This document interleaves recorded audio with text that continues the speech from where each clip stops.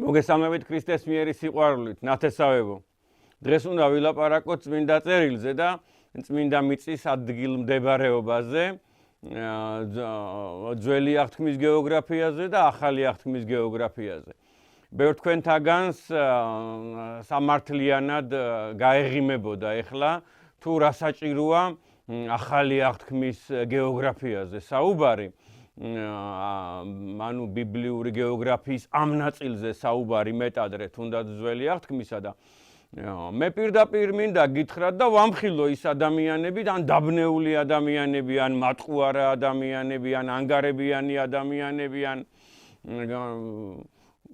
სხვა რა ეპიტეტი ვთქვა ეხლა კარგად გამიგეთ ტოლერანტული გადმოსახედიდან და რომლებიც ფიქრობენ რომ ახალი აღთქმის მოვლენები მაცხოვრის ცხოვრება ვითარდებოდა არა დღევანდელი ისრაელის ტერიტორიაზე, დღევანდელი პალესტინის ტერიტორიაზე, არამედ თითქოს და ვითარდებოდა დღევანდელი საქართველოს ტერიტორიაზე.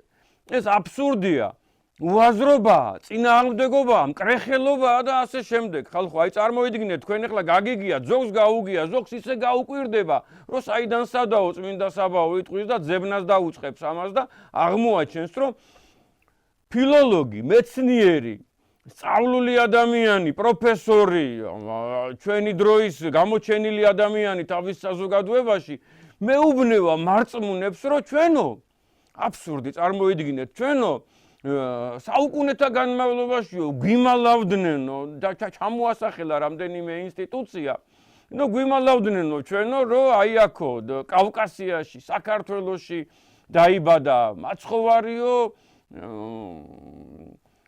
ღვთისმშობელიო და აი აქ ვითარდებოდა მოვლენები, რომ თითქოს და გორთან არსებული უფლის ციხე ეს არის ბეთლემი, აქ დაიბადაო, იორი არის მდინარე იორდანეო, ქერჩი თუ ნოვოროსიისკი არისო, კაპერნაუმიო, აქ გეთსამანია არისო, სადღაც რიკოთის უღელტეხილზე, გოლგოთა იყო მცხეთის ჯვარზეო და ასე შემდეგ, აი ესეთი დაბნეულობებია, კარგად გამიგეთ, მარტო იმიტომ, მხოლოდ იმიტომ, რომ ქართველმა ერმა და არა მარტო ქართველმა ერმა, არამედ უამრავმა ენამ წამოიღო ეს ტოპონიმები და აქ სხვადასხვა ადგილს დაარქვა. ხვდებით, ხორის თქმა მინდა ეხლა ჩვენ საქართველოში ბეთლემიც აგვაქვს და ბეთანიაც აგვაქვს და გეთსამანიაც აგვაქვს და ასე შემდეგ. ცხადია და მსოფლიოში ესე უამრავგან არის. იცით რა არის? კიდევ ერთხელ გეუბნებით, აი ტოლერანტულად მინდა მაქსიმალურად გამოვიდე და ადამიანურად, მაგრამ ზუსტად ასე რომ ჩნდება ხოლმე სხვადასხვა ეპოქაში ჩნდებოდა რაღაცა აზრი, რაღაცა მაგალითისთვის გადახვევა, ნუ მე ეს ყალიბდებოდა სექტად, გამიგეთ და იმდენი ადამიანია ამაზე შესაბამისად, აი ზოგი ისე გულმხურვალეთ არის, ისე უხარიათ, ისეთი დიდი ბედნიერებაა, რომ აი ძეკაცისა, თითქოს და 20 საუკუნის წინ ქართულ გარემოში, ქართულ მიწაზე ცხოვრობდა, რომ აი ბავშვი თუ ხარია, კარგად გამიგეთ და რაღაც დონეზე შეიძლება გაუგოთ, რატო ეს საიდან მოდის ეს მოვლენა, მაგრამ რაოდენ დიდი ულოგიკობა, რომ შემოვფარგლოთ ახლა ეს საკითხი, კარგად გამიგეთ, მე მინდა ახლა ძველი აღთქმის გეოგრაფიაზე გესაუბროთ, რომ შემოვფარგლოთ ცალკე ერთ რაღაცას ვიტყვი, რომ აი გაცილებით უფრო მეტი ისტორიული წყარო, დოკუმენტი, მასალა, წიგნი, წარწერა, ხატი, ფრესკა არსებობს ადრესუა საუკუნეებისა და იმ ეპოქისა, რომ იესო ქრისტე არის ნამდვილი ადამიანი, ჭეშმარიტი ადამიანი, ხილული ადამიანი, ხილული პიროვნება და ასე შემდეგ, ისტორიული დოკუმენტი, რომ გაცილებით უფრო მეტი არსებობს ესეთი ცნობა იესოზე, ჩვენს მაცხოვარზე, ძეკაცისაზე ამ შემთხვევაში რომ საუბრობ, ვიდრე გაიუს იულიუს კეისარზე და ვიდრე ალექსანდრე მაკედონელზე და ვიდრე არისტოტელეზე სიტყვაზე. ხო ხვდები და ის ყველას ჯერა, რომ იქ იყო, რომ იქ ცხოვრობდა, რომში ცხოვრობდა გაიუს იულიუს კეისარი, რომ ეს დაიპყრო, ის დაიპყრო და ეს შესაბამისად ეჭვის ქვეშ დააყენეს რა. ეს არის რა, კიდევ ერთხელ მინდა გითხრათ, რომ აი არ მინდა ეხლა რელიგიური შეფასებები გავაკეთო და გეოგრაფიული სიბეცე, ისტორიული სიბეცე, წყაროების უგულებელყოფა და ასე შემდეგ. ეს ეიბადება სექტა. ძალიან გთხოვთ გაეშვით, არსებობს უამრავი დიდებული ცნობა, გადმოცემა და სახარებისეული მასალა. დაეყრდენით სახარებას. აი უმორჩილესად გთხოვთ. ეხლა ვილაპარაკოთ უკვე ძველი აღთქმის გეოგრაფიაზე. მე მინდა თქვენ გაგარკვიოთ შემდეგ რამეში, რომ აი როგორი მეთოდოლოგია არსებობს, არის ესეთი დარგი. ბიბლიური გეოგრაფია, ბიბლიური არქეოლოგია, ბიბლიური მედიცინაც არსებობს, ბიბლიური გეოლოგიაც არსებობს და ასე შემდეგ. ზოგი აი იმას იკვლევს მაგალითად რა მცენარეებია მოხსენიებული, რა სამკურნალო წესებია, რა მიმართულებები და ასე შემდეგ და ეს ძალიან დიდი დარგია, კარგად გამიგეთ, ბიბლიური გეოგრაფია, ბიბლიური არქეოლოგია.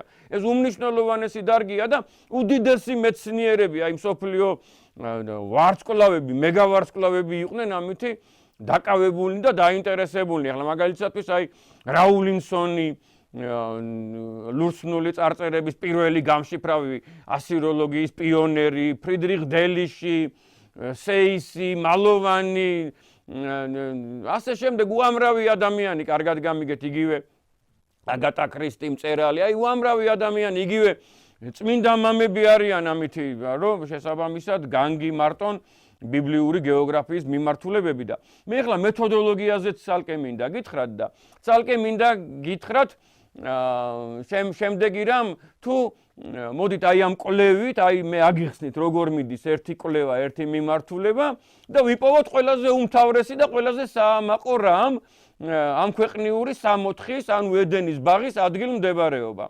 აი მე ესეთი რუკა შევადგინე ამას რამდენჯერმე განახებთ და მე ეკრანზე ძალიან კარგად დეტალურად გამოჩნდება ეს თუ სად მდებარეობდა ამ ქვეყნიური 64 ბაღი, ედენის ბაღი და სად იყო 4 მდინარის შეხება ერთმანეთთან, საიდან იწყება ეს 4 მდინარე, სახელოვანი 4 მდინარე და შესაბამისად წავყვეთ აი ამ მიმართულებას.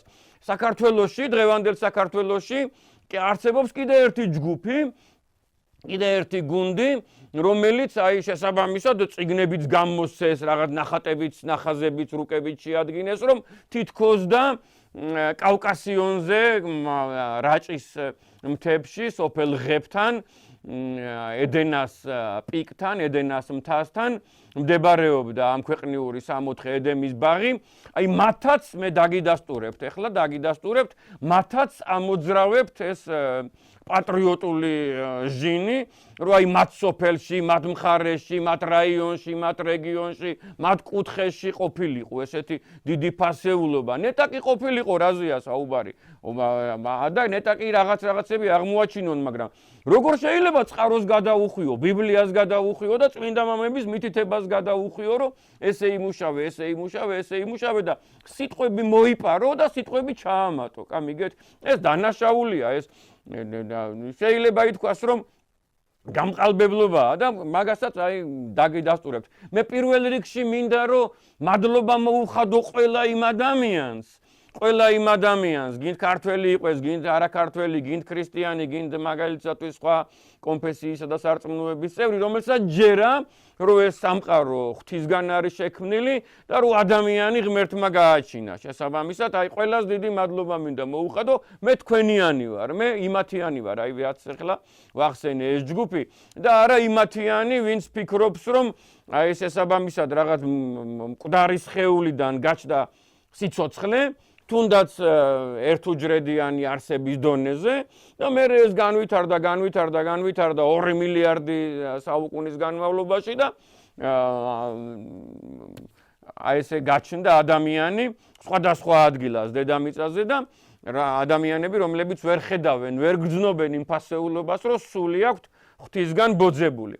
შემოვიფარგლოთ, ესე იგი, მადლობას ვეუბნები იმ ადამიანებს, ვინც სხვადასხვა წერტილში შესაბამისად 100 თუ ისე ანთავსებს ამ ქვეყნიურ 64-ს და ფიქრობს, რომ ადამი და ევა ეს დიდი ადამიანები, ეს კაცობრიობის შესაბამისად დასაბამის ადამიანები ნამდვილად არსებობდნენ და ადამიანები არიან და ჩვენნაირნები არიან და მეტყველებენ და ასე შემდეგ.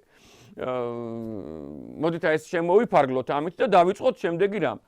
ნახეთ იმისთვის შესაბამისად რომ ჩვენ ვნახოთ, ვიპოვნოთ ამ ქვეყნიური სამოთხის დასაბამისეული ედენის ბაღის ადგილმდებარეობა, ერთადერთი მთავარი სახელმძღვანელო არის დაბადებაში, ბიბლიის პირველ თავში, ვინც არის ის ვეტყვი რომ დაბადების ბიბლიის პირველი წიგნი და პირველი 5 წიგნეულის ავტორი მოსეა და მისი პირველი წიგნი არის დაბადება და აი დაბადებაში უკვე მეორე თავში მერვე, მე-9, მე-10, მე-11, მე-12, მე-13, მე-14 მუხლებში არის განსაზღვრული თუ სად მდებარეობდა ამ ქვეყნიური სამოთხე, სად იყო ედენის ბაღი. ნახეთ რა ხდება იმისთვის რომ ზოგი ადამიანი ეხლა კარგად გამიგეთ, მეცნიერი, სწავლული, რაღაც თავისებური, ფილოსოფიურად მომართული ადამიანი გამოვა და იტყვის რომ არა ეს ზეცაში იყო, ეს წარმოსახვითი იყო, ასე შემდეგ, მე მათ მინდა ვუპასუხო იოანე ოქროპირის სიტყვით, იოანე ოქროპირი შესაბამისად მათ ეუბნება, ჩვენს გვეუბნება და მათაც ეუბნება შემდეგ რამეს, აი თავის ჰომილიებში, თავის ანუ განმარტებებში, შემდეგ რამეს ამბობს, რომ აი ზუსტად როცა აი ამ მუხლებს ეხება საკითხი, სადაც არის საუბარი ამ ქვეყნიური სამოთხის გეოგრაფიულ მდებარეობაზე. რომ შესაძლოა ისინი, ვინც საკუთარი სიბრძნიდან გამომდინარე საუბრის მოყვარულნი არიან, არც კი უშვებენ იმას, რომ მდინარენი მართლაც მდინარენი არიან. და რომ წყლები ნამდვილად მწყლებია. და არწმუნებენ, ვისაც გადაწყვეტილი აქვთ მათი მოსმენა იმათ, რომ მდინარეთა და წყალთა სახელის ქვეშ წარმოიდგინონ სხვა რაიმე. მაგრამ ჩვენ გთხოვთ, ნუ დავუგდებთ ყურს იმ ადამიანებს, გავმიჯნოთ მათგან ჩვენი სმენა და გვჯეროდეს საღვთო წერილისა და მივყვეთ რაც მასშია ნათქვამი. ეხლა აი მაგალითისათვის კარგად გამიგეთ, დიდი თეოლოგები, მეცნიერები, სწავლულები გვეუბნებიან, რომ აი მაგალითისათვის იქ რომ ფიშონი საუბარია მდინარე არის, ეხლა ვინც მეტნაკლებად კიდე ჩაუხედავია. მე აი ამას წავიკითხავ, როგორ ახასიათებს მოსე აი ამ ადგილმდებარეობას გეოგრაფიულად.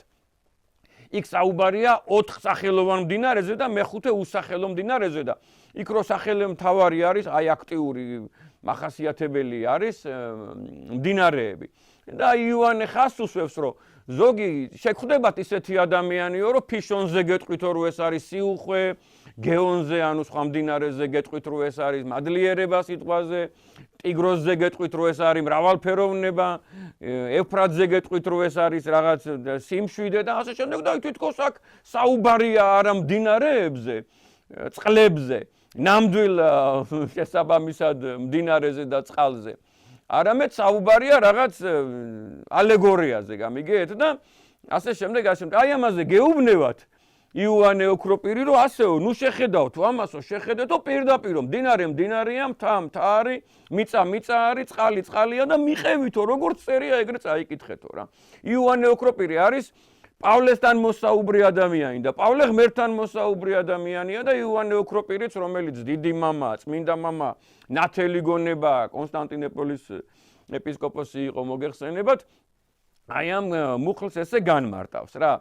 და შესაბამისად დანარჩენი თქვენ მოძებნეთო, პრაქტიკულად ამას გვეუბნება, მიყევითო წიგნსო და ამასთანავე იმის თქმა მინდა ძვირფასო მეგობრებო, რომ აი მოსე აი ხო ყვება ცალკე გეოგრაფიულ ცნობას, მოსე ხო ჯერ პირველ რიგში ჯულმდებელია და მე ისტორიკოსიც არის, ხო ისტორიებს გადმოსცემს, გეოგრაფიებს გადმოსცემს, ომის ბატალიებს გადმოსცემს, სხვადასხვა უამრავ ცნობას იძლევა, ხო? საინჟინრო მიმართულებებს იძლევა და ასე შემდეგ ზღვის მახასიათებლებს იძლევა. ზღვა მასალა მარტო მის 5 წიგნეულში და მთელი ბიბლია ხო ამოუწურავია და საოცრება და ჩვენ აი ამას ვიკვლევთ მარტო. მოსე იმის და მიუხედავად რომ აი ამ 5 წიგნის ავტორია, არსად ისე არ აკონკრეტებს ამ საკითხს. როგორც არსად ისე არ აკონკრეტებს რაიმე გეოგრაფიულ მდებარეობას და ახასიათებს, როგორც ამას ახასიათებს ამ ქვეყნიური სამოთხის შესაბამისობაში. ფაქტობრივად გვეუბნება, რომ აი მოძებნე, აი ზოგან მარტო ერთ მთას იტყვის, ზოგან ერთ ქალაქს იტყვის, ზოგან მაგალითისათვის ერთ მიმართულებას იტყვის, ან აღმოსავლეთს, ან დასავლეთს და აქ კიდე ნახეთ რა ხდება, ეხლა მე წაგიკითხავთ ამას. და უკვე შესაბამისად შემდგომ განვიხილოთ ეს ყველა დეტალი რა და ძალიან მარტივად ვიპოვნოთ ეს ადგილი რა. ლოგიკურად ვიპოვნოთ და მე გპირდებით, აი ნებისმიერ თქვენთაგან ვპირდებით, რომ წელს ზაფხულში უნდა ექსპედიციაში წავიდე და ამ ადგილს განახებთ. უпростоრედ ნაადგილარს რატო? მოგეხსენებათ, რომ 7629 წლის წინ ქართული ქრონიკონით და 96 წლის მერე ბერძნული ქრონიკონით და კიდევ 4 წლის მერე ალექსანდრიული ქრონიკონით და მერე ასე შემდეგ აი 76-75 საუკუნის წინ შესაბამისად არსებობდა ედემის ბაღი, რომელმაც ცხადია მერე იარსება წარღვნამდე. და წარღვნა რომ მოხდა ამ რეგიონში, მე თქვენ განახეთ ეს ადგილი, აი აქ არის შესაბამისად წინ და წინვე გეტყვით. სადაც არის პერი, სადაც არის ბაგრატიონების მამული, სადაც ცხოვრობდნენ, აი მაგალითისათვის სიტყვაზე ჯაფარიძეები ხო არიან სვანები სიტყვაზე და ციკლაურები ხო არიან ერთი ნაწილი არის მოხევეები და მაგალითისათვის ვანიშვილები ხო არიან ქართლელები და ასე შემდეგ. ბაგრატიონები არიან სპერელები. სპერი, სასპერეთი, დიდებული ქვეყანა, ჭოროხის სათავე. აი იქ იყო ამ ქვეყნიური სამოთხე 76 საუკუნის წინ ვიდრე წარღვნამდე. და აი წარღვნის დროს უკვე ძალიან ბევრი მუშაობს ამაზე და უამრავი გეოლოგი. ზოგი საერთოდ არ არის ეკლესიური და ზოგი საერთოდ არ აქვს საკითხული ეს ნაწილი, მაგრამ ძალიან ბევრი გეოლოგი ამბობს, რომ წარღვნა იყო და ამის უამრავი მახასიათებელია და მე უკვე ეძებენ რატო იყო წარღვნა. ფაქტია რომ ეს სასწაული წვიმა იყო, ფაქტია რომ შრეებია დარჩენილი, ფაქტია რომ უამრავი მახასიათებელია წყლის ყოფნისა ასე შემდეგ და მე ზოგი ამბობს ამის გამო, ზოგი ამბობს იმის გამო, ზოგი მეტეორს ამბობს, ზოგი წყალმოვარდნას ამბობს. არსებობს ესეთი ცნობა მეცნიერული, რომ შესაბამისად ხო არის დედამიწის ღერძი დახრილი და აი დედამიწის ღერძი წარმოიდგინეთ, რომ იმ ეპოქაში, იმ დროს არსებობს ეს დიდი ვარაუდი, რომ გადაიხარა კიდევ დაახლოებით 3 გრადუსით. და ამან გამოიწვია ძალიან დიდი გადაადგილებები მდინარეთა და მთელი ეს კასპიის ზღვა გადმოვიდა პირიქითა კავკასიიდან გადმოლახა და გადმოენთხა შესაბამისად შავ ზღვაში.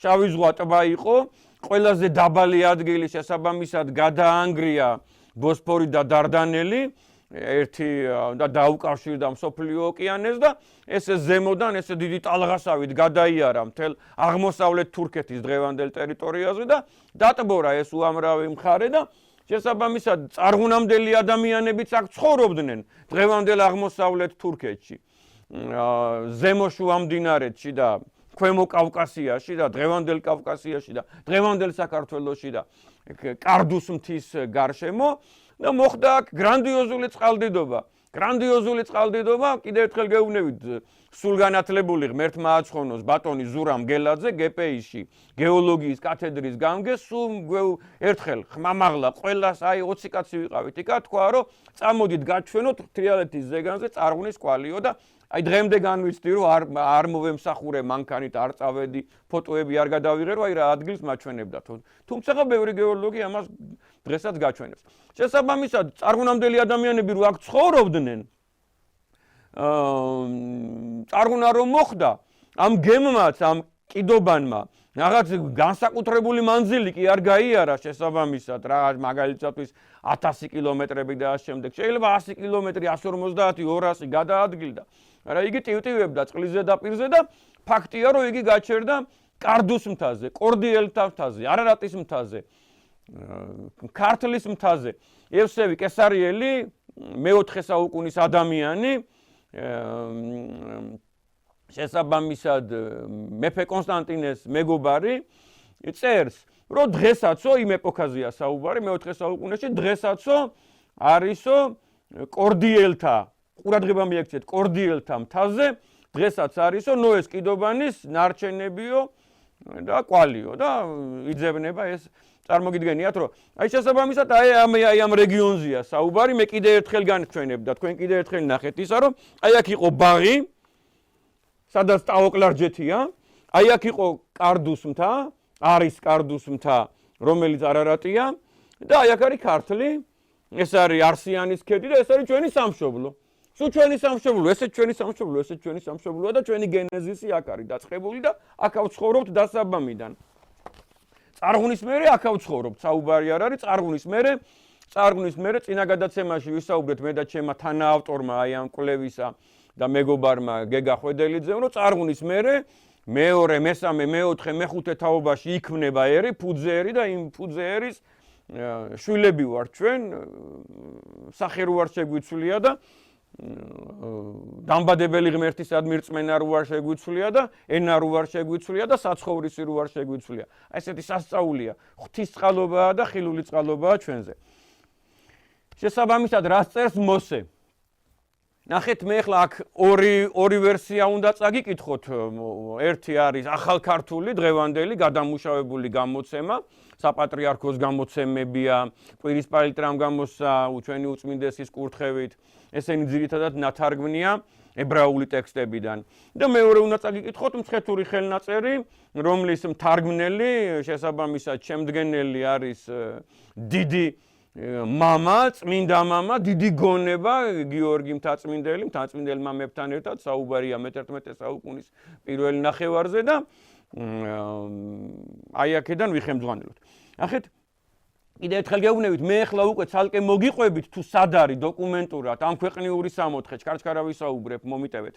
და ცალკე შესაბამისად მოგაწვდით იმ მეთოდოლოგიას, როგორ უნდა მოძებნოთ მაგალითისათვის, რა მეთოდოლოგია არსებობს, ყველაზე ოპტიმალური რა, რომ მოძებნოთ სად იყო ესა თუ ის ადგილი, გეოგრაფიული ადგილი ბიბლიაში, არა მხოლოდ ამ ქვეყნიური სამოთხე, არამედ ნებისმიერი სხვა ძველი აღთქმის, მაგალითისათვის ტოპონიმი და ასე შემდეგ. დაბადება, მეორე თავი, მერვე მუხლი. უფალმა ბაღი გააშენა ედემში, აღმოსავლეთში. იქ დასვა ადამი, რომელიც გამოსახა. 2:10. 2:9 იმიტომ გამოვტოვე, რომ იქ მხოლოდ აი ამ სიცოცხლის ხეზია საუბარი. 2:10 მდინარე მოედინება ედემიდან ბაღის მოსარწყავად. მერე იტოტება, იქმნება 4 ნაკადი. 2:11 ერთის სახელია ფიშონი, იგი გარსუვლის ხავილას ქვეყანას, სადაც ოქროა. 2:12 კარგია იმ ქვეყნის ოქრო, იქ არის ანთრაკი და ზურმუხტის ქვა. 2:13 მეორე მდინარის სახელია გიხონი, იგი გარსუვლის მთელს ქუშის ქვეყანას. 2:14 მესამე მდინარის სახელია ხიდეკელი, იგი ჩაუდის ასურს. მეოთხე მდინარეა ევფრატი. მე ახლა წაგიკითხეთ ეგრეთ წოდებული მასორეტული ტექსტებიდან თარგმნილი ახალი გადამუშავებული გამოცემა 2013 წელს გამოცემული, აი კვირისპალიტრამ რო გამოსცა, მოგეხსენებათ დიდი მსუქანი წიგნი როა ბიბლია, სადაც ძველი აღთქმაც არის და ახალი აღთქმაც არის. ნახეთ, აი ეს ხო გვაქვს მაგალითისათვის და უკვე დოკუმენტია რა, თარგმანია იქიდან. არსებობს იმისი საშუალება, რომ ის ორიგინალიც ვნახოთ, ხო? მასორეტული ტექსტები. მერე მცხეთური ხელნაწერი. 2:8, ანუ მეორე თავი, მერვე მუხლი. და დაასხა ღმერთმა სამოთხე ედემისა აღმოსავლით და დადვა მუნ კაცი, იგი რომელიც შექმნა.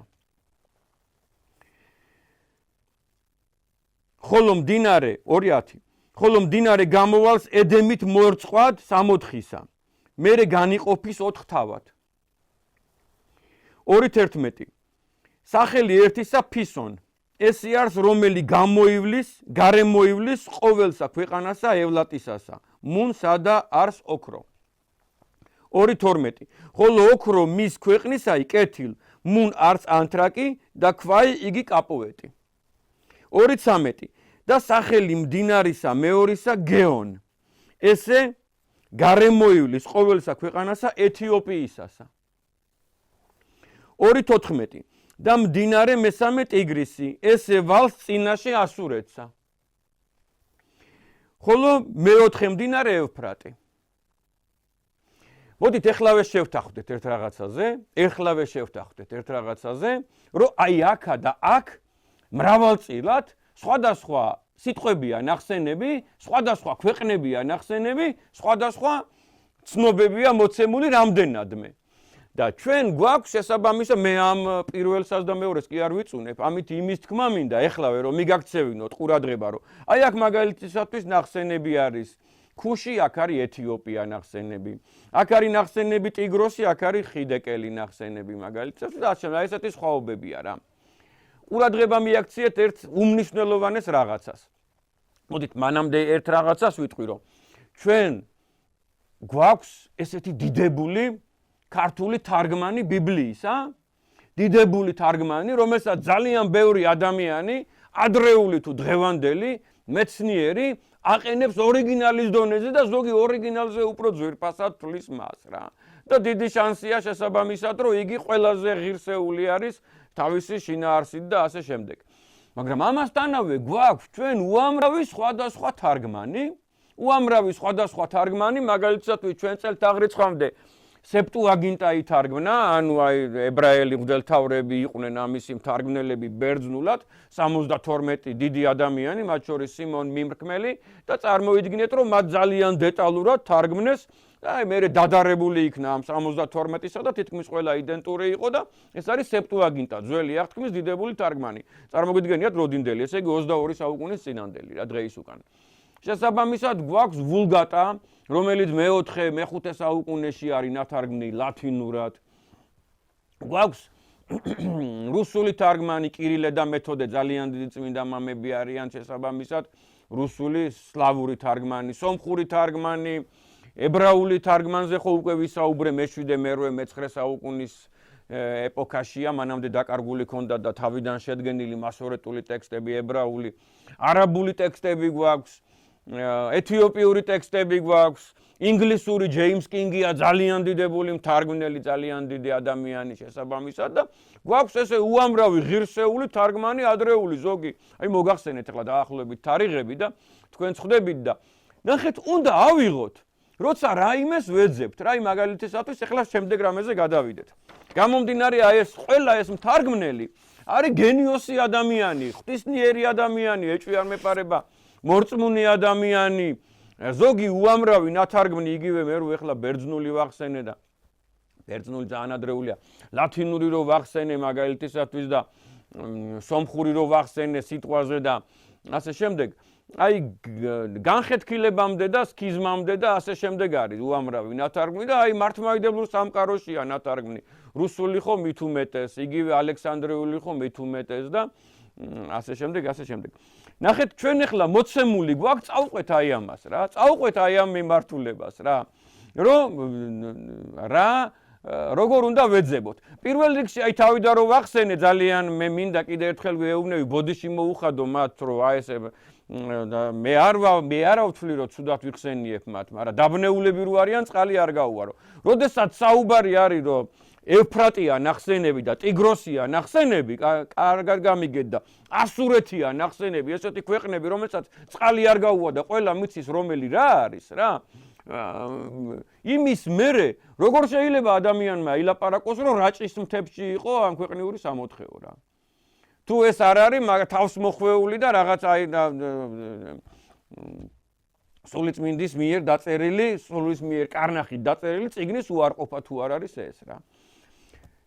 ჩვენ გვაქვს მოცემული სხვადასხვა აი ამ თარგმანებში და ისედაც თუ გინდათ ერთი თარგმანი აიღეთ ნებისმიერი მცხეთურხელ ნაწერზე ავიღოთ ორიენტირი 4 ქვეყანა 4 მიწა 4 ტოპონიმი ეს არის ედენი აი ზოგი ადამიანი რომელიც გაკიცხა იოანე ოქროპირმა რომ ჰაერზე ლაპარაკობენო თითქოს მიწა არ არისო და წყალი არ არის და მდინარე არ არისო ისინი ამბობენ რომ ედენი არის ხდნ წერიაო მანდო და არა ედენიო და ხდნ ებრაულად ძველ ებრაულად არის ნეტარება აი ნირვანა ხო ხვდებით რის რა აი ესეთი და ანუ ნირვანაში გააშენაო ღმერთმაო წარმოსახვითი ბაღიო რა სადღაც არც მიწიერია და ასე შემდეგო ეს ხდნ და იქ წერია შესაბამისად რომ ედენი ერთი ქვეყანა არის ედენი ასევე აქ ნახსენები არის ქვეყანა ხავილა მაგალითისათვის ახალ თარგმანში ევლატი ხავილა და ევლატი სინონიმები ეს არის მეორე ქვეყანა მესამე ქვეყანა არის ნახსენები ქუში და ეთიოპია. მეოთხე ქვეყანა არის ნახსენები ასური და ასურეთი. 4 ქვეყანა, სადაც მიედინებიან ეს მდინარეები და სადაც არის ეს 64. ძალიან მარტივია ამ ქვეყნების პოვნა. წავყვეთ ყველა მიმართულებას. ნახსენებია 5 ჰიდრონიმი. მდინარე და მდინარის სახელი 5. ეს არის ფიშონი, ზოგან ფისონი, ეს არის გიჰონი, ზოგან გეონი, ეს არის ევფრატი, ზოგან ფერათი და მეხუთე მდინარე, უსახელო, პაწაწუნა მდინარე, მაგრამ ძალიან დიდი ავტორიტეტის მქონე, ძალიან დიდი დანიშნულების მქონე, ეს არის ედემის მომრწყველი, ედემიდანვე მომდინარე. ხო გამიგეთ? ესე იგი ერთი მდინარე აუცილებლად არის მაშინ უსახელო, მოსეს დროს სახელი არ ერქვა. და ახსენებს, რომ ეს არის მდინარე, რომელიც ედემიდანვე მოდის, არა საიდანვე სხვა ქვეყნიდან, არამედ ედემში იბადება, ედემიდან მოდის და რწყავს სამოთხეს, სამოთხის ბაღს. მისობისას უსახელოა, თორე ახსენებდა ის სახელსაც რა. და ეს სახელები ძალიან დიდი სახელებია, ფიშონი, გიჰონი, ტიგროსი, ევფრატი და მას ახსენებს, რომ მოძებნო რა. არის ნახსენები 4 ჰიდროტრაექტორია, მოდით ასე ვთქვათ. ეს ძალიან დიდი მნიშვნელობა აქვს ამას და ზოგი ამას ატარებს რა. ფიშონი გარს უვლისო, ხავილას ქვეყანასო, გარს უვლისო. როგორ შეიძლება ეს შემთხვევითი მახასიათებელი იყოს? გიჰონი გარს უვლისო, ეთიოპიის ქვეყანასო, ქუშის ქვეყანასო, გარს უვლისო. და ტიგროსი ჩაუდისო, ასურეთსო, ჩაუდისო, ანუ ერთი ხვდებით ხო, ანუ საუბარია ეს არის ესე ჩაუდის, ხოლო მეორე სასწაულ დიდ წრეს რკალს აკეთებს რა. და მეოთხე მომრწყველი არის ბაღის. ბაღი წარმოვიდგინეთ, რომ ეს ბაღი ზუსტად ისეთივე ბაღი უნდა იყოს, როგორც ბაღი წარმოგიდგენიათ. გნებავთ ვერსალის ბაღი წარმოვიდგინეთ, გნებავთ ფარაონების ბაღი წარმოვიდგინეთ, რასაც ბაღს დაუძახებდა მაგალითად მოსე, გნებავთ ნებისმიერი ბაღი წარმოვიდგინეთ, გინდათ ახალ ბაღი წარმოვიდგინეთ და გინდათ ვერის ბაღი წარმოვიდგინეთ, ბაღი ბაღია და ამ ბაღში იყო. და არა რაღაც გრანდიოზულ ტერიტორიებზე ზოგი რო ხატავს, რომ მილიონ კი 10,000 კვადრატულ მეტრზე კი არ იყო გადაჭიმული, 10,000 კვადრატულ კილომეტრზე კი არ იყო გადაჭიმული, არამედ ბაღი იყო და მე გეტყვით მის ზუსტ ადგილმდებარეობას რა. და ასევე გვაძლევენ სამწიაღისეულ მახასიათებელს, ლანდშაფტურ მახასიათებელს, რომ იქ იყო ოქრო, კარგი ოქრო. ხას უსვავს ამას. ნახეთ, ტავტოლოგია გამოსდის მოსეს, რომ ოღონდაც აი კარგად მიგვახვედროს, კარგად აგვიხსნას, კარგად დაგვიხასიათოს, რომ მოძებნეთო რა, მოძებნეთო.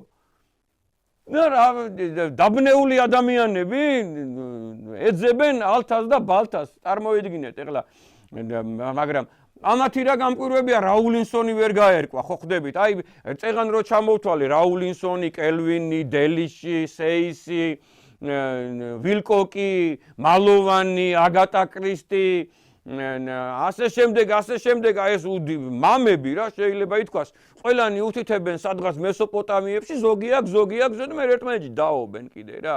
წარმოიდგინეთ ეხლა სიტყვაზე, რომ ძალიან ცუდი შედარებაა, მაგრამ მაგალითადაც ვიღაცა რო ამბობდეს, რომ აი მტყვრისა და არაგვის შედინება არის დასავლეთ საქართველოში, პირიქით და კავკასიაში, ტაოკლარჯეთში და ასე აი ესე, მაგრამ ყველა დაახლოებით რომ კავკასიას უთითებდეს რა. ანალოგიურად ესენი ერთმანეთს შესაბამისად არც გამორიცხავენ ძალიან, მაგრამ ერთ წერტილში არც ერთს არ უთქვამს რა ადგილმდებარეობა და მე და გეგა გეტყვით, აი წიგნი დავწერეთ ამის შესახებ და საჭიროების შემთხვევაში მოგართმევთ ამ წიგნს. A4 ფორმატის არის და 100 გვერდია. დიდი შრომაა, გაცილებით დიდი გამოდიოდა და მაქსიმალურად დავაპატარავეთ, მეტი აღარ დაპატარავდა. შესაბამისად ოქრო, კარგი ოქრო არისო იქო, სადაც ერთ-ერთ ადგილას, სადაც მიედინება ერთ-ერთი მდინარე და ასევე არისო ანთრაკი და ასევე არისო ზურმუხტი. და აი ამ ანთრაკს სხვადასხვა თარგმანებში და სხვადასხვა ვერსიებში 30 ბიბლია განვიხილეთ ჩვენ 30 ძალიან ავტორიტეტული და მათი 1-2 დღევანდელი თარგმანი სიტყვაზე ქართულად, რუსულად, ინგლისურად და ძველი ბიბლიები 30 წარმოგიდგენიათ და ანთრაკია ზოგან მოხსენიებული, ზოგან ბროლი, ზოგან ბდელიუმი, ზოგან ბდოლახი, ზოგან სურნელოვანი ზეთი, ზოგან ძვირფასი თვალი, ზოგან სამყესფისი. ნახეთ ახლა ამას რომ თარგმნიდა ძალიან დიდი ადამიანი, რომელიღაც დიდი ადამიანი, ესა თუ ის დიდი ადამიანი, საქართველოს შემთხვევაში წმინდა გიორგი მთაწმინდელი, ინგლისის შემთხვევაში ჯეიმს კინგი, რუსეთის შემთხვევაში წმინდა კირილე და წმინდა მეთოდე, მომიტევეთ კი არ ვიცი ვინ არის ვულგატას ანუ ლათინურის თარგმნელი, გადამქართულდა. რო თარგმნიდა ბერძნულად მაგალითად წმინდა სიმონ მიმრქმელი ერთ-ერთი იმ 72-თაგანი, შესაბამისად აი ესენი ჩათვალეს რომ შესაძლებელია ანთრაკის მაგივრად ბროლი მოეხსენიებინათ, ანთრაკის მაგივრად ბდელიუმი მოეხმარათ და სურნელოვანი ზეთი და ასე შემდეგ. მოდით ისევ დაუბრუნდეთ აი ამ ტექსტს და უკვე დეტალურად წავყვეთ ნებისმიერ მომენტს რა. ჩვენ შესაბამისად ყველაზე ძვირფას თარგმანად, რომელიც გონებას გაუნათებს ნებისმიერ ადამიანს და მთელი კაცობრიობა უნდა თუ თავისი ფესვების ნახვა უნდა საქართველოში და კავკასიაში და აი ამ ახლო აღმოსავლეთში ჩამოვიდეს, აი ამ ადგილებში, რასაც მე ვამბობ, აი ამ სამკუთხედში თუნდაც კარდუს მთა, ედემის ბაღის ნაადგილარი, რომელიც შესაბამისად გეტყვით, უკვე გითხარით, ზუსტ მის ამართსაც გეტყვით ცოტა ხანში. ეხლავე გეტყვით, რომ არ გადამქართულდეს. ამ ქვეყნიური სამოთხე მდებარეობდა 40 მინუტი და 20 სეკუნდი პარალელი და 40 მინუტი და 06 სეკუნდი მერიდიანი. ამ ადგილას ახლა ორი კედელი შექმნეს, კაშხალი, პლატინა ეგრეთ წოდებული, ტაფობია და ტბა დააგუბეს, ხელოვნური კუზგუნ ბარაჯი და ამ ადგილას ესეთი ტაფობია მაღალ მთებში. მოდით ამ ადგილზე კიდე ერთხელ ვისაუბროთ. უფალმა გააშენა ბაღი ედემში, აღმოსავლეთში და დასვა იქ ადამი, რომელიც გამოსახა. საქმე რაში მდგომარეობს? პირველივე საოცრება რა. ყველგან რო არის ესეთი ცნობა, ყველა თარგმანში, ან თითქმის ყველა თარგმანში, რომ უფალმა ბაღი გააშენა ედემში და მერია ნახსენები აღმოსავლეთში, ზოგი იმდენად დააბნია ამან, რომ აღმოსავლეთში, აი ავღანეთში და ინდოეთში და ჩინეთში ეძებენ, სადღაც მაქსიმალურად კიდე იქით მიდიან და ზოგი ამერიკის კონტინენტზეც გადავიდა, აღმოსავლეთი გაიგონა რა. და გიორგი მთაწმინდელი ამბობს საოცარ რაღაცას, რა რომ დაასხა ღმერთმა სამოთხე ედემისა აღმოსავლეთ, ანუ ედენის აღმოსავლეთში არისო. ესე იგი ქვეყანა იყო ედემი და იმ ედემის აღმოსავლეთში, როგორც მაგალითად საქართველოს აღმოსავლეთშია თბილისი, ხო? ან ქართლის აღმოსავლეთშია სიტყვაზე კასპი და აქეთ ამხარე ოკამი სიტყვაზე და ქართლის დასავლეთშია მაგალითად ქარელის სოფლები, ხო? ხვდებით ხო რის თქმა მინდა, აი ესეთი მომენტია, რომ ედემის აღმოსავლეთში არისო ქვეყანა ედემი და ედემის აღმოსავლეთში არისო და გამომდინარე აქედან ედემი არის დაენი, ანუ ტაო და მართლაც ტაოს აღმოსავლეთშია. ტაო იყო იმ მისობისას მოსეს ეპოქისას. ეს იყო გრანდიოზული ქვეყანა, სახელოვანი ქვეყანა, დაენი ერქვა, დაიენი, იგივე დიაოხი, იგივე ტაო და ედენი არის დაენი. ნუ შესაბამისად ან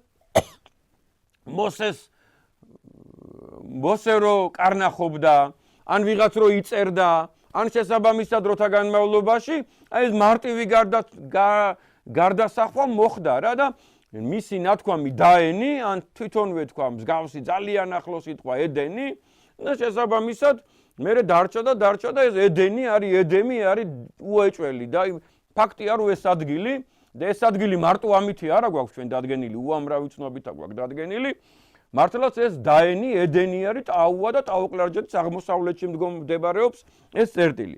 ეს იყო მერვე მუხლი.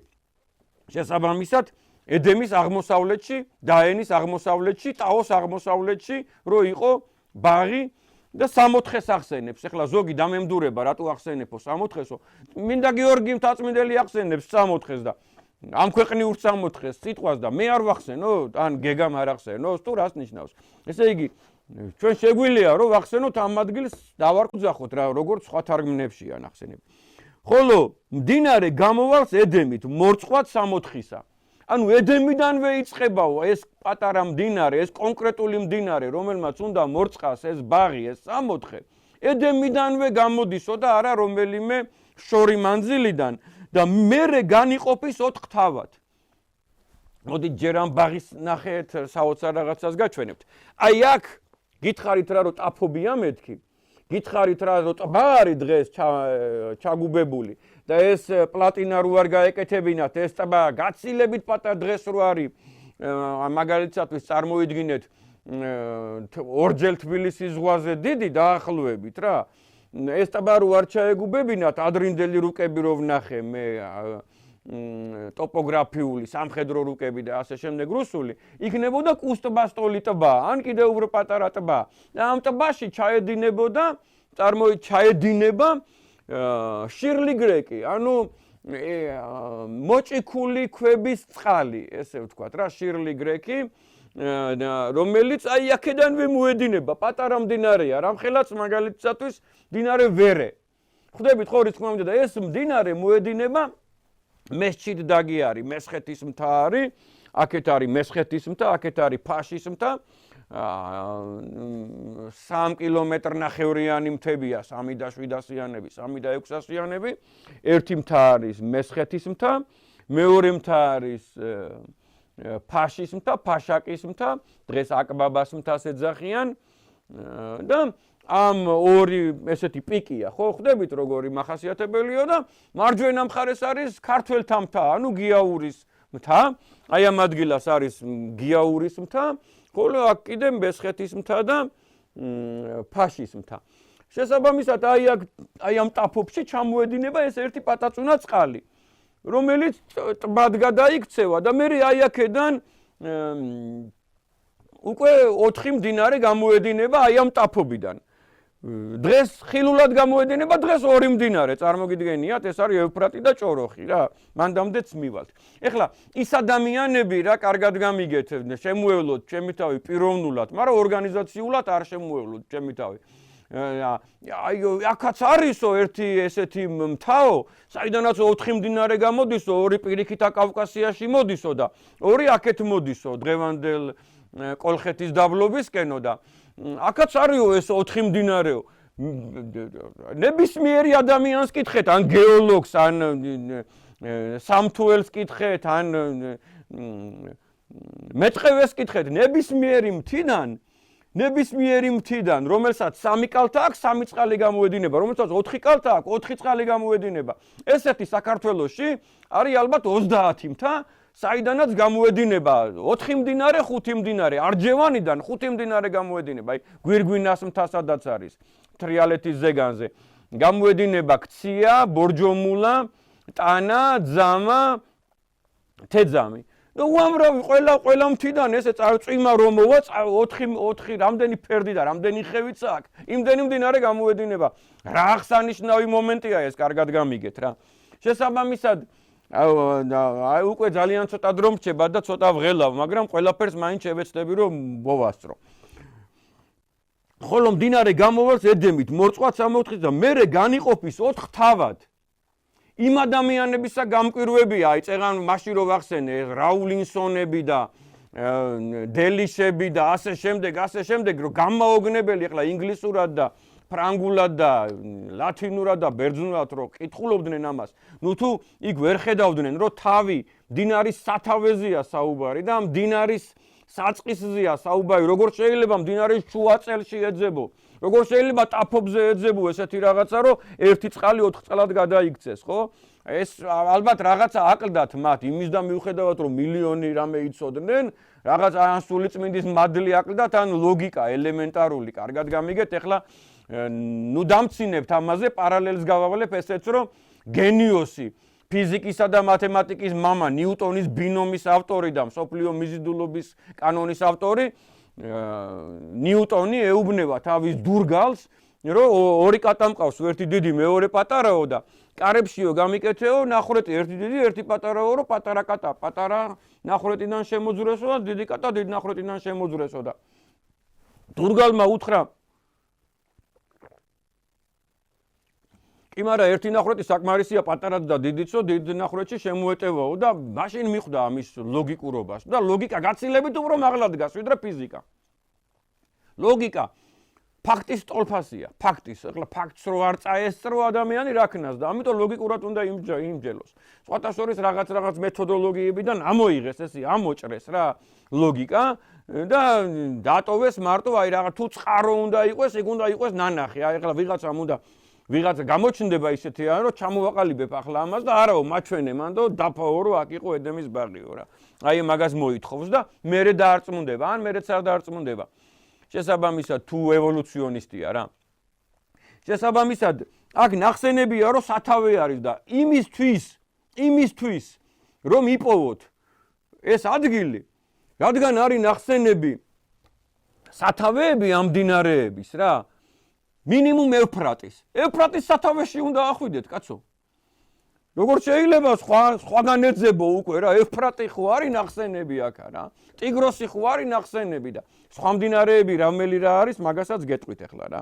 ანუ სათავეში შევთანხმდით რომ აქ არის ევფრატის სათავე, დღესაც აი ამ ტბიდან კუზგუნ ბარაჯი რო გითხარით, გამოდის სერჩემჩაი, რომელიც ესე ჩამოდის ერზრუმის ცოტა დასავლეთით და ჩაედინება ყარასუში, რომელიც ესე გამოდის და ზედადიდი კვებავი არის, ზედადიდი ტოტია შესაბამისად ევფრატისა და ამ წყალს სხვათა შორის აი ამ სერჩემჩაის სვავს ეს დიდი ქალაქები იქ ალიჯა არის, ადრე ელეგია ერქვა და ერზრუმი. აი ამ წყალს სვავს რაოდენ საოცარი უნდა იყოს 64-ის ბაღიდან გამომავალ წყალს სვავს ერზრუმი. ანკარა წყალია, დიდებული წყალია, ცხადია, მაღალი მთის წყალია. შესაბამისად ეს იყო მეორე თავი, მეათე მუხლი, რომ ერთი მდინარე 4 ნაწილად, 4 სათავედ გარდაიქცევაო, თავი, სათავე, საწყისი. 2.11, ერთი სახელია ფისონი, ფიშონი, იგივე ფშანნი, იგივე ფასი, იგივე ფისი, ფიშონი. თურქები დღესაც ფაშის ეძახიან ამ სათავეს, ამ ადგილს, ეს არის ჭოროხი. ეს არის აკამფსისი, ამაზე ძალიან ბევრი მაქვს ნასაუბრები, ეს არის ჭოროხი. ეს არის რომელი გარემოევლის ყოველსა ქვეყანასა ევლატისასა. ზოგან რო ხალიბა წერია, აქ ევლატი წერია, ევლატი და ხალიბა უკვე სემანტიკურად ჩანს რომ ერთ იგივე სიტყვებია. მუნსა და არც ოქრო. კიდევ ერთხელ ვიტყვი, სახელი ერთისა ფიშონ ესი არის რომელი გარემოევლის ყოველსა ქვეყანასა ხალიბისასა მუნსა და არს ოქრო. ეხლა ნახეთ რა ხდება. აქ წერია რომ გარემოივლის და მართლაც წარმოიდგინეთ აი ესე პირველი ეს არის აქ ცხოვრობდა ტომი, ქსენოფონტემ რო გამოიარა, ცხოვრობდა აქ ტომი, სუსტი ხალიბები. აი აქ წარმოიდგინეთ ესე გამოდის აი ამ ადგილიდან, ანუ ასე ვთქვათ, მესხეთის მთიდან იწყება. აი ამ ტბიდან, ტბის მარცხენა იქაც პლატინაა გაკეთებული და იქიდან იწყება. გამოივლის მერე ბაიბურთს, პაიპერს, ქართულ პაიპერს, ზემოსპერს, უამრავ ადამიანს რო ეწყინება ეხლა ამის გაგება და ესე უხვევს, წარმოიდგინეთ, ისე ბრუნდება. მერე შესაბამისად ჩამოდის სპერში, ანუ ქვემოსპერში.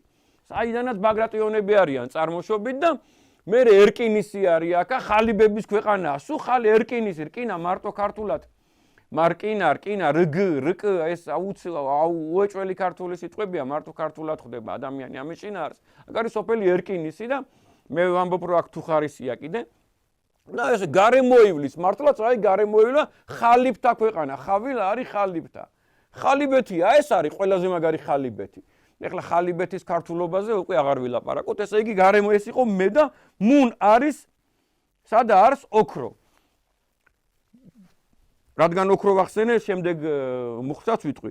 ხოლო ოქრო მის ქვეყნისაი კეთილ. ანუ ეს ნიშნავს, რომ კარგია იმ ქვეყნის ოქრო. ნახეთ რა ხდება. ტავტოლოგიას ორჯერ ახსენებს ოქროს, რომ ყურადღება მიგვაქცევინოს, რომ ოქრო არისო და თან კარგი ოქრო არისო. კარგი ოქრო რას ნიშნავს ახლა? შესაბამისად ძალიან მარტივად მოპოვებადი. აი აქ წარმოიდგინეთ, რომ დღესაც არის, სადაც ჩატბერდია, ჩატბერდი სადაც არის ხელის გაწვდენაზე 1 კილომეტრში, 2 კილომეტრში, სადაც კლარჯეთის ციხეა. 1 კილომეტრში, 2 კილომეტრში არის დღესაც მომუშავე ოქროს საბადო. დღესაც რომ მუშაობენ ადამიანები, დილას მედიან, საღამოს მოდიან, ისეთი კი რომ დაკეტილია. აი კიდე მეორე საბადო, სადაც ოპიზა არის, სადაც ბექა და ბეშკენ ოპიზრები იყვნენ, ოქროს საბადოა. აქ ჩამოივლის არტანუჯის წყალი და ის რეცხავს. აქ ჩამოივლის იმერხევი და ის რეცხავს. და აქ კიდე შესაბამისად არის მურღული და ზანსული. ზანსული, ანუ ზანების სული შეიძლება ესე გავშიფროთ ეს სოფელი. ეს ზანეთიც არის და ჭანეთიც არის და ლაზეთიც არის და იცით თქვენა. და აი აქ არის მურღული და წარმოიდგინეთ რომ აი ამ სამივე მდინარეს ოქრო მოაქვს. რამხელა ოქრო იცით? ხორბლის ტოლი, სიმინდის მარცვლის ტოლი, ლობიოს ტოლი და უმარტივესად გადამუშავებელი. ეს არის კარგი ოქრო, ადვილად მოსაპოვებელი, ადვილად გადამუშავებადი. მუნ სადა არის ოქრო. ოქროს ზღვებია, ახლა კარგად გამიგეთ, მე გაჩვენებთ რუკებს, გეოლოგიურ რუკებს, წიაღისეულის რუკებს, ვინმე მაჩვენოს ან რაჭაში, რომ სადმე ნიშანი იყოს, ან სვანეთში, ან აფხაზეთში, ვინმე მაჩვენოს ნიშანი გეოლოგიურ რუკაზე, რომ იქ არის ოქროს საბადო. გასაგებია ვიღაცამ სადღაც იცის, იყო ესა, ისა, მაგრამ არც საბჭოთა ეპოქის რუკებზია, არც დღევანდელ ეპოქ, რა მალავდა საბჭოთა კავშირი იქ იყო ოქროს საბადო და სამაგეროდ უამრავი ოქროა კაზრეთში და უამრავი ოქროა სამხრეთ ანუ მცირე კავკასიონზე და აი ამ ადგილზე და ასე შემდეგ, ასე შემდეგ. ანუ ესეც კიდე ერთ-ერთი მახასიათებელი რომ აქ არის ოქრო, უამრავი ოქრო წარმოიდგინეთ. დღესაც რომ მუშაობენ, დღესაც რომ გრანდიოზულ რაოდენობას მოიპოვებენ ოქროსას. და მე მგზავრეთ და გაჩვენებთ. მუნ არს ანთრაკი და ქვაი იგი კაპუეტი. ესე იგი ანთრაკი არისო და კაპუეტი არისო რა. მე წეგან ჩამოვთვალე ახლა რომ აი ანთრაკის სინონიმები ზოგ აქრო ანთრაკი წერი ახლა მე კი ვიცი რაც არის ანთრაკი, მაგრამ მაინც რომ მეთოდოლოგია აგიხსნათ რა. ეს რო ესე წერს, ის როგორ წერს, ეს რო ქვეყანას ახსენებს, ის როგორ ახსენებს და ასე შემდეგ. ანთრაკი, იგივე ბროლი, იგივე ბდელიუმი, იგივე ბდოლახი, იგივე სურნელოვანი ზეთი, იგივე ძვირფასი თვალი, იგივე სამყეს ფისი. მე ესა ჩემი შეხედულებით ანთრაკი ორი ვერსია ბოლოს ძალიან იკვეთება.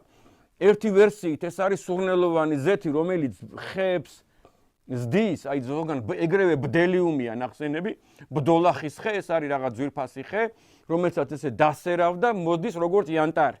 როგორც იანტარი, ეგეთი სითხე, რომელიც ქვავდება და ისე როგორც კანიფოლი, ეგეთი ხდება და ეს არის თან თვალია, თან მერე თუ აადუღებ, გააცხელებ, ასე შემდეგ, ზეთად გადაიქცევა და სურნელოვანია და აი მედეა ცხოვრობდა, მედეა ამ ქვეყნიდან არის.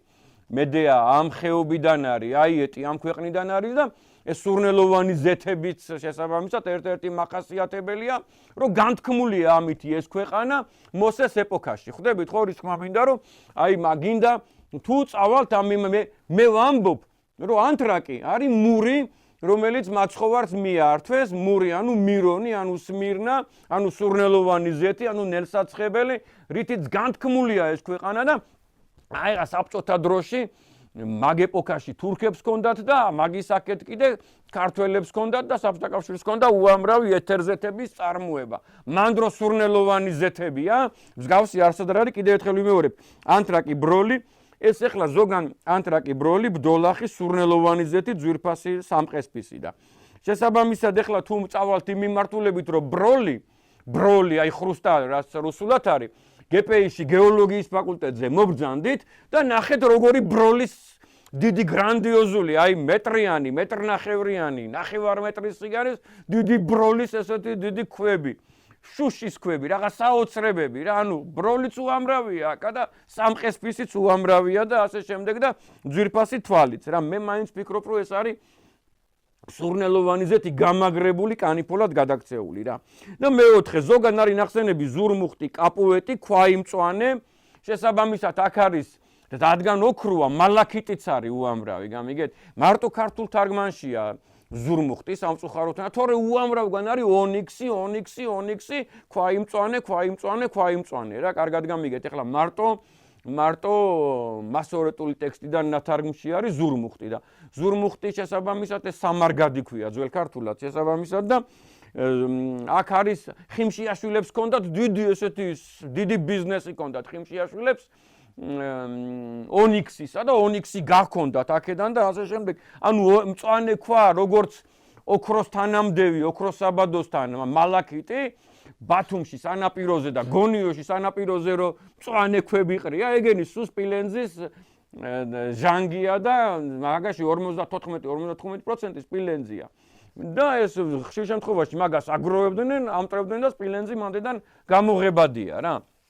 და აი წარმოიდგინეთ რომ აქ მე დატანილი მაქვს ოქროს საბადოები, კაპუეტის ანუ მწვანე ქვაის საბადოები და ანთრაკი და ესეთი რაღაც აი სამი. ანუ ეს არის ჭოროხის ხეობა იყო, ფიშონი, ანუ ჭოროხი ჩაუდის აი ამ საოცარ მხარეს, რასაც ქვია ხალიბეთი, რასაც ქვია ტაოკლარჯეთი, რასაც ქვია მერე უკვე ლიგანის ხეობა.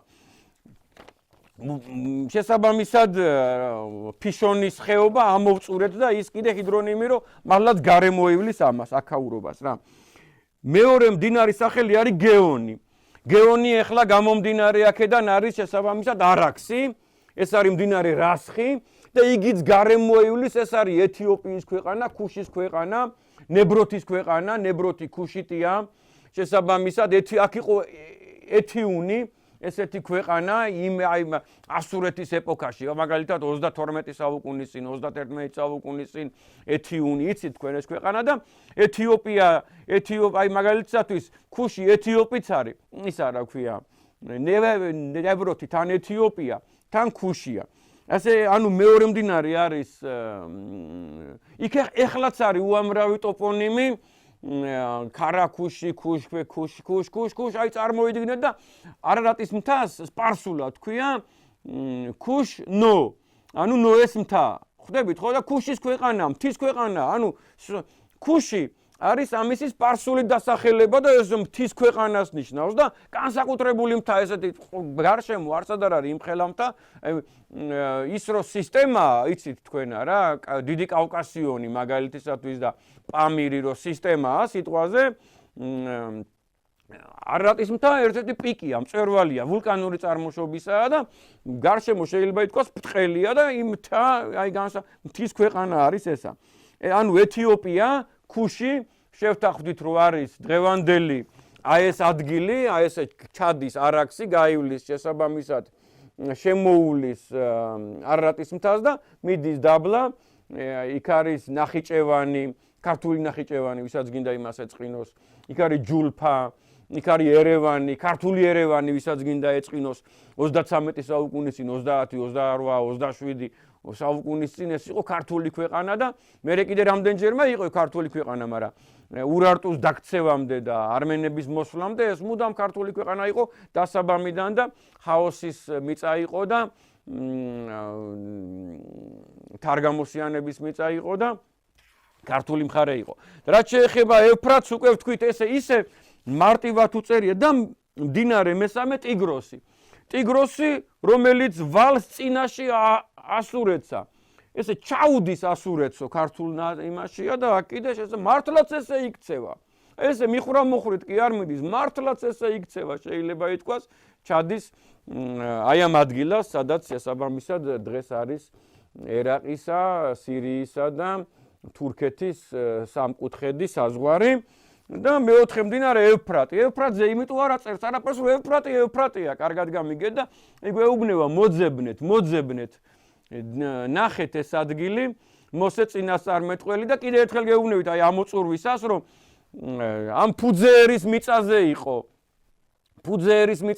ამ ქვეყნიური სამოთხეც, ფუძეერის მიწაზეც იყო წარღვნის შემდგომი კაცობრიობის კვალი და ჩვენი ქვეყანა ხო ხილულადაც ამ ქვეყნიური სამოთხეა და გვაქვს უთვალავი ფერითა. დიდი მადლობა მაღალ ღმერთს ამ ქვეყნის მოქალაქეობისათვის, ამ სამშობლოსათვის, ამ ქვეყნისათვის, ამ ისტორიისათვის და ძალიან დიდი მადლობა ქართველი ერისაგან წმინდა გიორგი მთაწმინდელს და ათონელ მამებს, რომ ჩვენ გვაქვს დედამიწაზე საუკეთესო ბიბლია მცხეთური ხელნაწერი და იგი თვითონ ამბობს, რომ ჩემამდე არსებობდაო გაცილებით დიდებული თარგმანებიო, იგივე საბაწმინდურიო და იგივე სხვა თარგმანებიო. ეჭვგარეშეა, რომ მესამე, მეოთხე, მეხუთე, მეექვსე, მეშვიდე საუკუნეებში ჩვენ თარგმნით და გქონდა იდეალური ზედმიწევნით მიახლოებული თარგმანი ბიბლიასთან. ძალიან დიდი მადლობა ყველაფრისათვის. თქვენ შემოგევლეთ ჩემი თავი. მხარში ამოგიდგებით, რაშიც დაგჭირდებით პიროვნულად. მე ნუგზარვანიშვილი და ჩემი თანაავტორი გეგა ხვედელიძე. მშვიდობა გქონდეთ სამშობლოში, გულში, ოჯახში.